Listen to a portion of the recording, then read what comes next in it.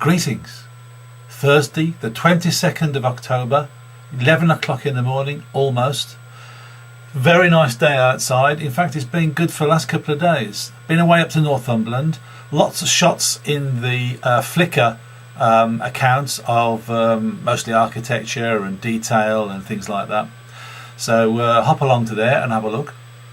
What else can I tell you? Well, basically, I got back in time to go to the last day of Interbuild. Now, Interbuild is one of those shows I do like to go to because you see old friends, you see manufacturers, and you get the idea of new materials. However, and I put on a very grim face here, what a poor show Interbuild was this year. 2 halls, 4 and 5, both of them only half full. No major manufacturers there.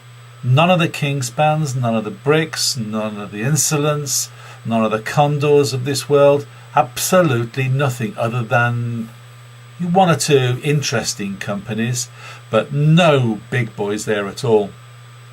The only consequence of that was that I spent a little bit more time on the CI80 stand and saw Hugh down there and a new guy whose name I've forgotten, but he was very nice.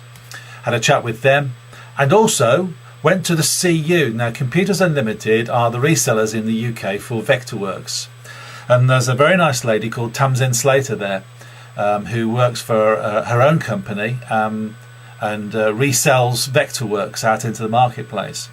Now, Tamsin was doing a presentation on 2010 and went through a very basic routine of creating a new 3D model, using viewports, putting them up and switching the viewports to show the right layers. Very slick little presentation, very nice to see. A couple of things I didn't know about roofing detailing and dormer windows and Velux windows. There's some nice stuff that's already in there.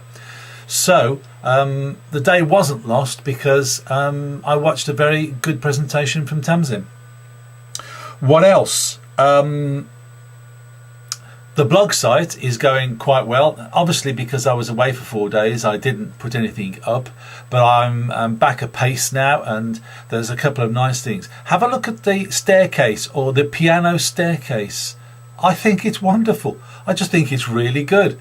The way somebody's used social behaviour to make something a little bit more interesting in a staircase and move people off the escalator onto the staircase.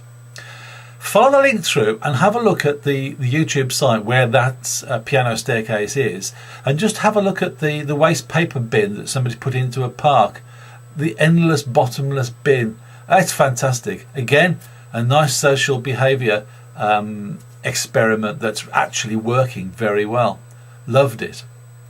John Pickup, he's got a new video out at the moment, which is very interesting to watch. Go onto the site and have a look, plus the links onto a couple of others I've put underneath. Now, Google Docs, I'm a big fan of Google Docs and tend to use it quite a lot. I use Pages, which is the Mac program, for a lot of my presentation work, but for general day-to-day writing and just putting notes down and getting ideas and pulling it all together, I use Google Docs. Because it doesn't clutter up my hard drive, it doesn't take much room up anyway, but I can share the docs quite easily. Now, Google on their Gmail, which I use, everything now comes into my Gmail account. Gmail have got a new Labs feature which switches on a function which allows you to read and see Google documents direct into the Gmail email. Very nice little feature, well worth looking at if you get the chance. Go into the Labs, switch it on.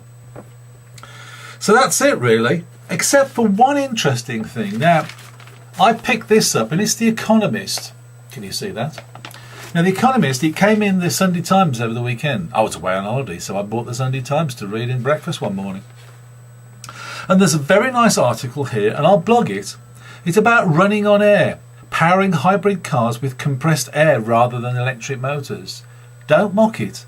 This is an interesting concept, using science to establish a power base rather than using electricity. I like it. I think it's got a lot of merit in it. Why can't we use this in construction? We use compressed air an awful lot on fixings and other bits and pieces. Why can't we use it to power some of the items in the house? In other words, a very, very efficient wind turbine or something like that, very small, taking a very, very fine compressed air jet line, creating its own electricity when you need it. I'm into this. I think it's got a good merit. Anyway, I'll blog it, see how it goes. So that's it really. Hope you're all keeping well. Be good, be kind, and be fair. Bye.